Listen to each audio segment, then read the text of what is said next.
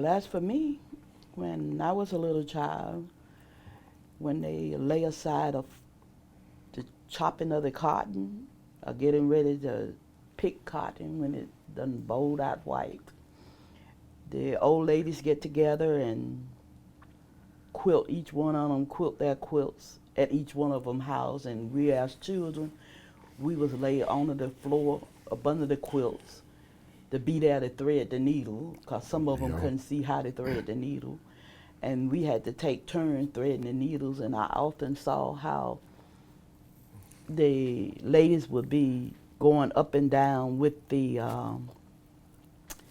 needles, some of them sticking their hands like I do now.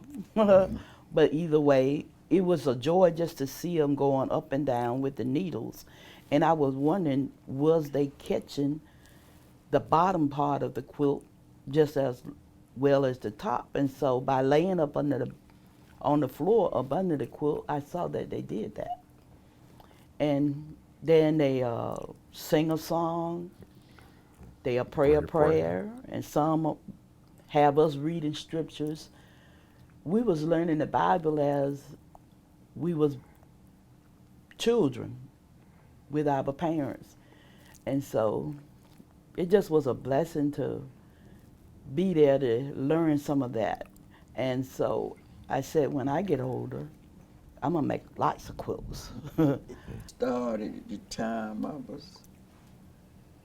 I didn't have no thing to make the quilt with, because Mama, you know, you having a whole lot of children, you ain't had nothing, but you got to pick that and have that for the children. And so I asked her to let me sew them, and she told me, no, that you can't tell my Sewing machine. My children, because you want to make a quilt, you wait till that time come. And I said, well, I'm just trying to learn how to do them, because I don't know what I'm going to have to go through with these things, and I want to know how to do them. And she said, well, sometimes she'd go with some, like you make a quilt, your clothes for the cook with, it'd be a plank, like, and you could tear it loose and things like that. She means to make the quilts like that. And so I made quilts the best I know how to do. And sometimes Mama said, Tina, why you don't want to fix the thing on? I said, Mama, I couldn't find nothing, and I had torn up them piece of quilts for you to get your food and thing in. I tear loose, I wash them and hang them up and dry them up. So, and I take them and make the quilts with it. And I said, that's all I know. I can't get the other clothes because, you know, just lady have a lot of children, and they have to take the thing to make their children clothes with. And I couldn't take their children clothes and to make the quilts with.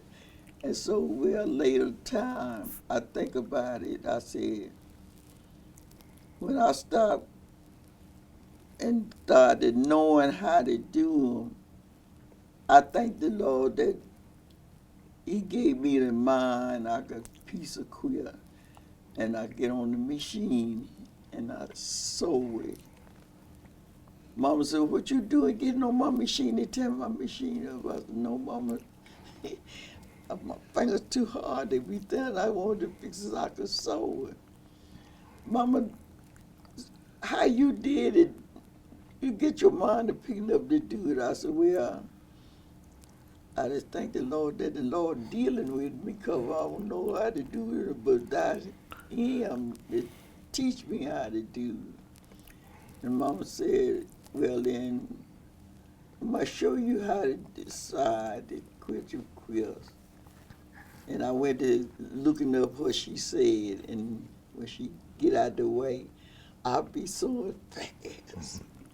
And she said, why you go so fast for? I said, Mama, I try to get them so you back you come back, I don't want you to be asking me how it go. And so I just wanted to show you that I did it and fix it like that. And she said, thank you for working for the things and try to be smart. I was a smart girl for work. Anything it come around for working, I was in there to do it. And then when I thought I said if I could get the quilts, then I could sell them. She said, no, you just try to make it, and then you could put on your bed, because, you know, we don't have much thing to use. And I had to find them out there, like the shoot. She is saying, like, when people, back in those days, they didn't have much. No. And whenever they find a piece of strap or anything that's thrown away in the highway, lost somewhere, they'll pick it up and take it to the house and wash it, and later on put it together with a quilt. And a lot of times back in those days, the houses wasn't very sturdy. Sure. And they didn't have no insulation. And so they took the quilts to insulate the house. I remember the times when I was a child, when it coming around to the wintertime, we used to take newspaper and make starch with some flour and water and put on the back of the paper and plastered it up on the walls to help keep the house warm in the wintertime, because holes was everywhere. We didn't have much. And then all of a sudden the government came in and built these Roosevelt homes. And a lot of people got those homes, but still was a keep up. You couldn't just let it go down. And a lot of houses had started going down. We didn't have much. When we farm in the field, they'll tell you, okay, you need about 10 bales or maybe 9 bales of cotton, and you'll be out of debt for that year. And we get the 9 bales of cotton. My dad always held one back to just see. And they'll say, you owe this much more. And he bring out the next bale, and they say, oh, we made a mistake. Okay. They were just beating those people back in those days because they thought they didn't know better. But they knew better, but they just couldn't never get over. Then I want to say what Mom was saying is with those quilts. See, then they have scissors and other stuff. Yes. And they used to have to rip them with the hand or Right. get the knife and cut it to get it started, like the jeans and stuff. They'll get it started and rip it with the hand. That's why those quilts was so Off balance. off balance. They used to rip them with the hand, not cut them. Never. They didn't measure anything. They didn't have tape measure. And I don't too much like to use tape measure to make everything level, because you can see back here behind me that a lot of my quilts are not, I say, on point. Now, this is a pretty quilt. It's made out of corduroy. And back in the day, they was doing quilts at the Freedom Quilting Bee. And they gave away a lot of corduroy material that they wasn't using for the quilts at where they was making quilts at. And so they gave it away to the ladies that was working there. And my mom took that material. That was the pretty material. It wasn't made out of old stuff. It didn't have the prints of the pockets like it's in this quilt here. You have pocket print, like your shirt pocket, you would tear it off and put it somewhere else on the quilt. And the pocket print would be on the quilt. It wasn't like that on the pretty quilts. And this is what people bought.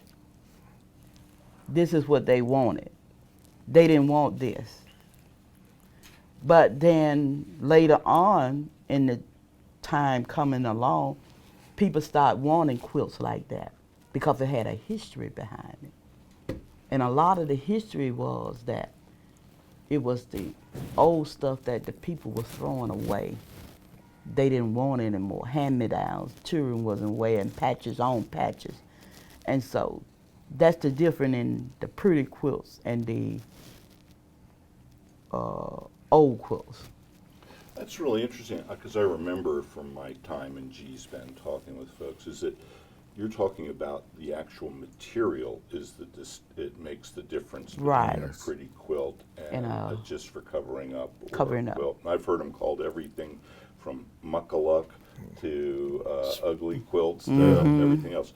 But you're saying it's the fabric. The fabric. And I've heard other quilt makers say that it's also about the pattern. The and pattern. that there will be pretty quilts that have patterns of many small pieces. Yes, like wedding rings, house tops, bear paw. All of those designs was made as a pretty quilt and the patterns. But when it came back to just covering up quilts, they didn't have that design. It was made out of whatever, whichever way you wanted to go.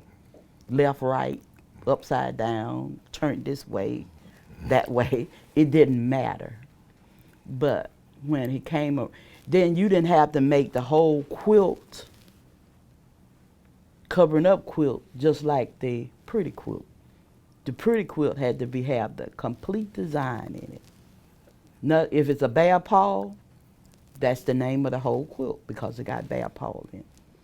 If it's a house top, you're going to see where the design from the top and circling all the way around as a house top. And as for the wedding ring, you're going to see the wedding ring. It's a wedding ring all the way around as for the wedding ring. But as for just covering up, it didn't really matter how it looked. So the pattern in this quilt is it just for covering up? Just for pattern? covering up. But the material is a pretty quilt material. Pretty quilt. So that there are layers of understanding here. And then see, as you say about the pretty quilt, it has the same color. It wasn't just like red, green, blue, or flower quilt. Now, the pretty quilt, like the bear paw, if you say you want a black and white, a red and white, that's all in that quilt. You don't have any other colors in it. Wedding ring, if you wanted it green and yellow, that's all was in that. The whole quilt was just made green or yellow. But as for the covering up, you had all colors you want to put in it. It didn't matter. And that's me. I love all colors in my quilt, as you can see. It's everything. Children clothes, my clothes. And she mostly green color. I love green. I know you love green. Yes, I love green. But you will see it and just, if you just really look at it, it's there. But if you just glance at it and keep on walking, you would not notice it. See, what she's saying is sort of like a necklace. If you don't put that pin on the end of it, it's just a plain old necklace. But when you put that pin on it, it makes a difference. It's that piece right in there, it makes a difference. It's the attention getter. Yes, it get attention. Yep, because like this quilt behind me, I have pockets in it. The You dresses, sort of point to a pocket here. yeah, this And is it a pocket actually right here. lives. This is a pant pocket. The flap of the pant that have a button on the back. See the button right here? I'll hold for that button. The hole right there for the button. Well, I took the button off because I didn't want nobody to get caught up with the button. But anyway, the flap, I thought about taking it off, and I said, no, let it stay on. It's an eye catcher. Let's see how many people gonna wonder why I left that on there. I don't make no quilts no more. She It done can. torn away.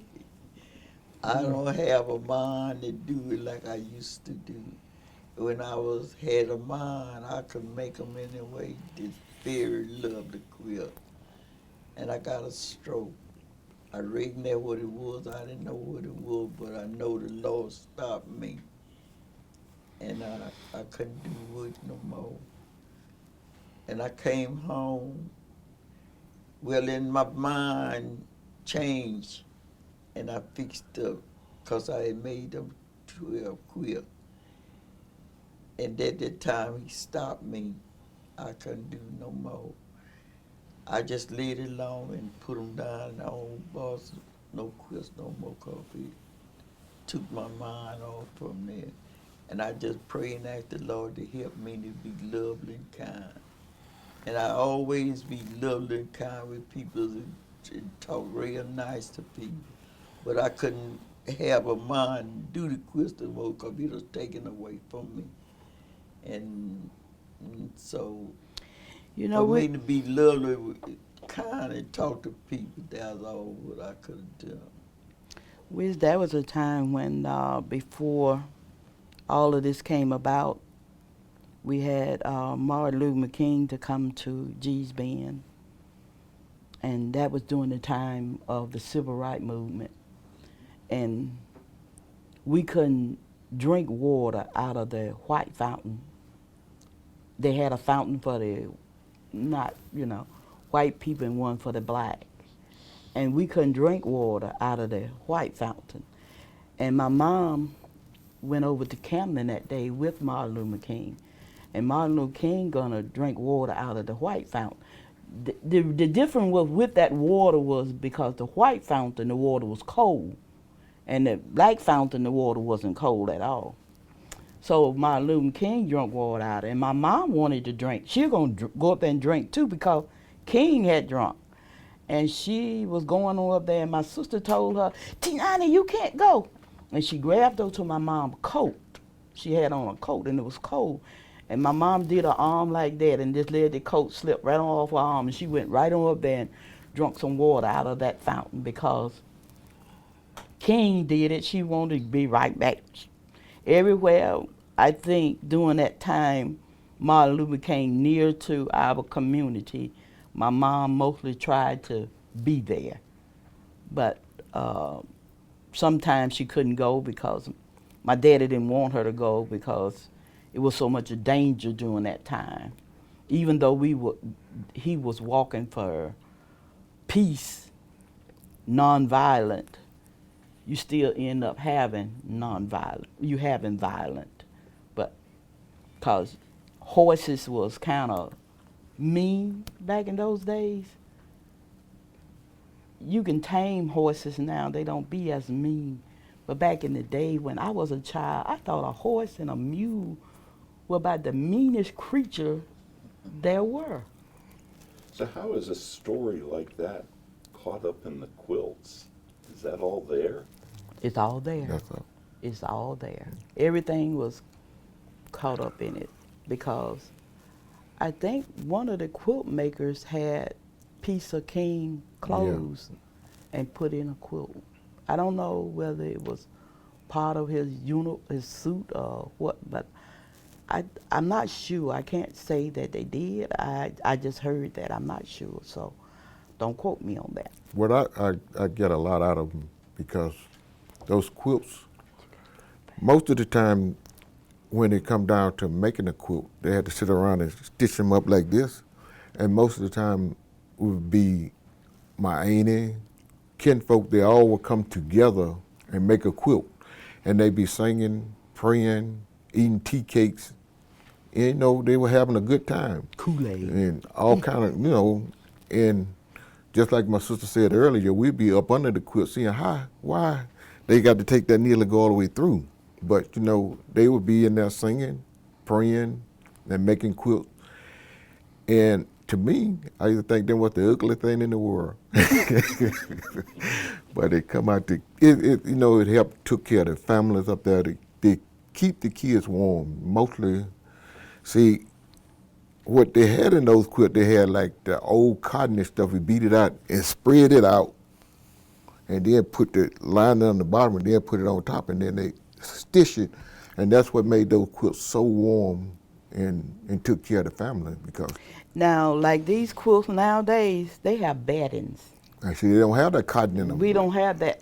We don't have that old cotton that you, when the cotton man get through making cotton, they have some left over. Left over. And you still got some of this, the seeds and the cuckabugs and stuff in it. You had all of that left in there, and they used to put their lining. This is the lining, the back of here, and lay it on the floor, and then put the cotton in there, and then get a stick and beat it where they can beat the biggest of the bugs and the sticks and things out of the cotton, and then they'll pick it out there so it won't stick to children throughout the night.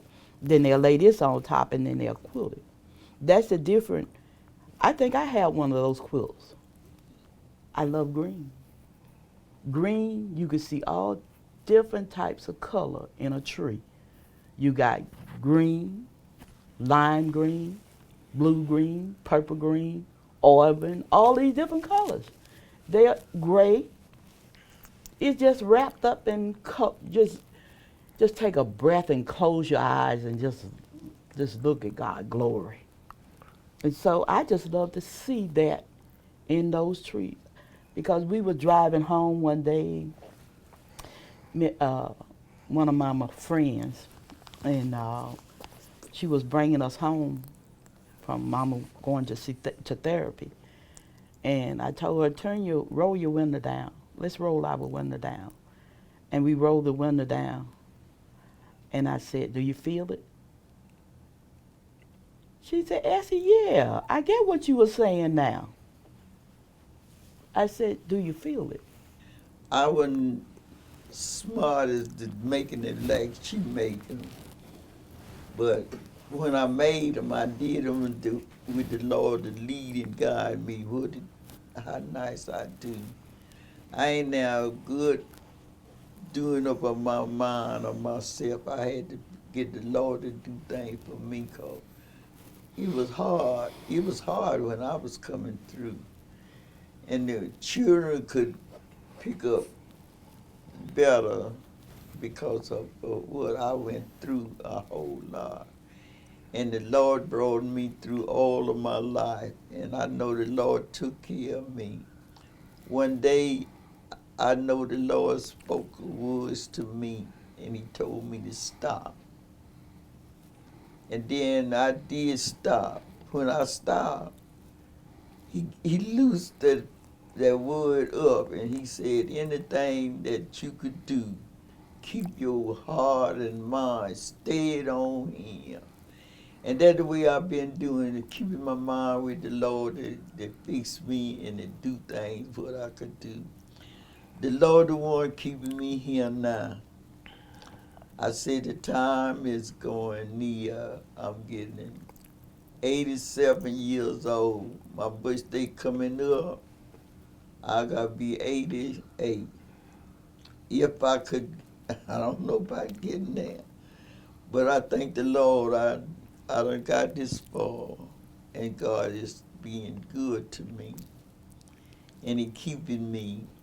I could get up in the morning, rest myself. I don't hardly pee on myself or nothing. I do real nice.